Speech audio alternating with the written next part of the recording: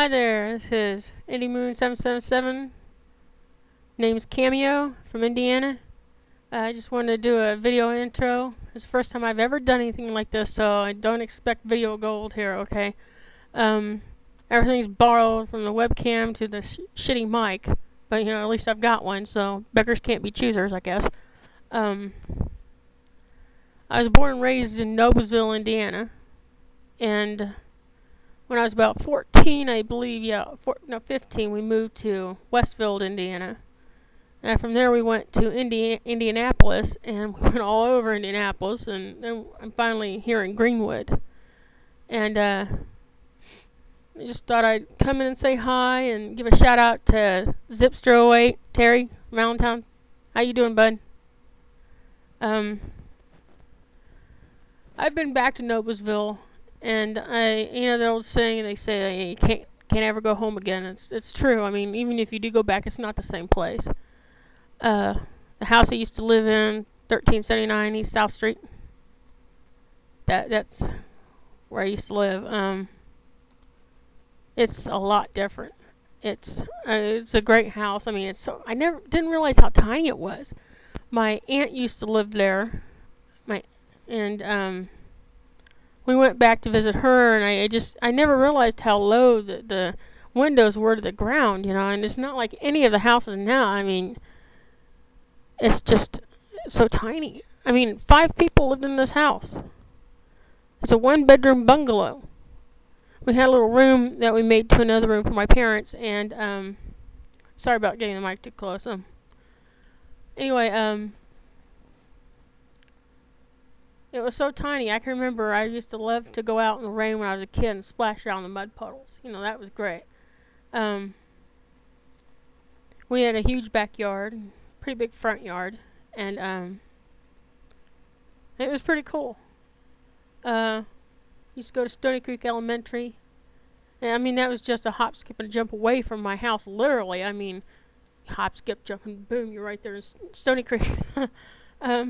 You'd cross the alley, you had my backyard, and then you'd cross the alley, and you'd cross a row of houses, yard. Jason and Heather used to live there. I remember them. They used to live in back of my house, and this big house that was out there, it's a brick house. We didn't have a brick house. I remember them building the house too, and then people moved in, and we played together as kids a lot. I remember Larry across the street out front. I sat up in his apple tree. We used to climb that apple tree all the time, and I was sitting in it one day, and I was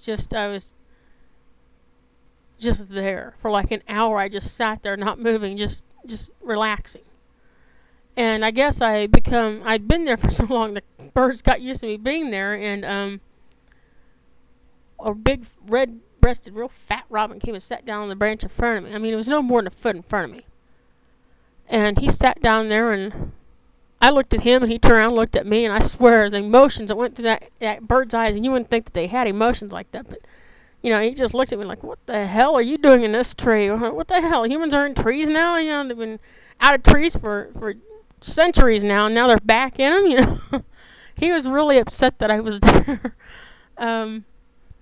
And I fell out backwards and he flew off, We did it at the same time, I remember landing on my stomach, knocking the air out of me.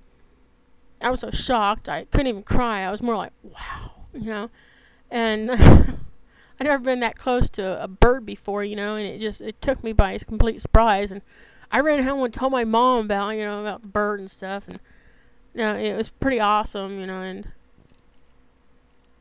it's a wonder I didn't kill myself in my youth. I was such a klutz. There's a Church of God out back of Larry's house, and the same distance that Stony Creek was from my house, and they had this huge mound of dirt. It's like a hill. It was huge, People would ride up on their bikes, on it, and they'd ride down the sides of it. And me and my sister, we were doing that, and I tried to do that on my bike, and we did it several times successfully without anything happening. Well, I did it the last time that I did that day, and I hit this bump in the in the ground, and I went flying over I flew. I flew over my handlebars. I was flipping, and it was like, wow, I'm flying. I was just so amazed and shocked that my fat ass was actually up in the air, that I was like, oh my God. And I got up after I landed on the ground and knocked the air out of myself again. I'm good at that. I don't know why. I just have a knack for it. Anyway, my sister looks down at me from the hill and she goes, "Are you all right?" I'm like, I don't know. I feel okay. Nothing's broken. And she goes, "Oh my God, you were flying." And I said, "Yeah, I was flipping." She says, "Yeah, you were doing that too. You were flying." And I said, "That was cool." And, she says, "You are not doing that again." So it was pretty cool. It was pretty funny. At least I thought it was. There's a creek down. That's why they call it Stony Creek. But there's a creek down there.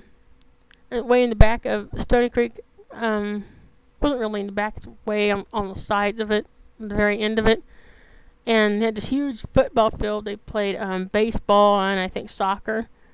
And then there was the creek. And I remembered it flooded so bad one year that the people who lived next to it, I think it was Manuel and his sister Shirley, and it flooded so bad their garage was just like, ugh.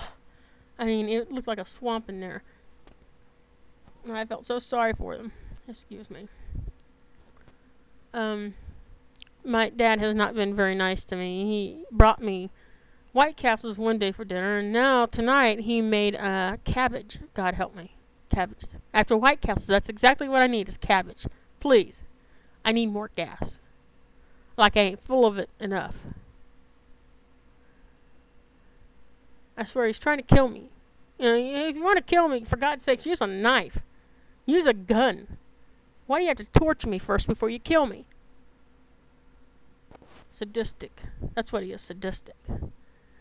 Well, I've been on here long enough. It's almost 8 minutes, so I'm going to get off. I'll probably be on and off on this thing tonight. Checking it out. I discovered that you can't say certain things because it sounds wrong. Like, I'll be playing around with it the rest of the night. So, yeah, you can't say certain things like this because it sounds weird. And you got a lot of people on the internet with dirty minds. First time I ever went on a computer, I went to a chat room. Even the Christian chat rooms are full of pigs, and it's just disgusting. I mean, you can't even have a decent conversation without somebody saying titties or oh look, ass. And they try to hit on you and crap. It's just disgusting. It's like if I wanted to have a relationship, I'd go outside to a bar. If I wanted to be hit on, I could go to a bar. Why the hell do I want to be hit on in an internet chat room? You're there to talk. That's the whole purpose. Cyber sex isn't cyber sex. I mean, it's bullshit. It's like phone sex. It's like, God, give me a break. Okay, well, it is 8 minutes now, so I'm gonna let you go. Thanks for putting up with me for 8 minutes and 34 seconds. Have a nice night.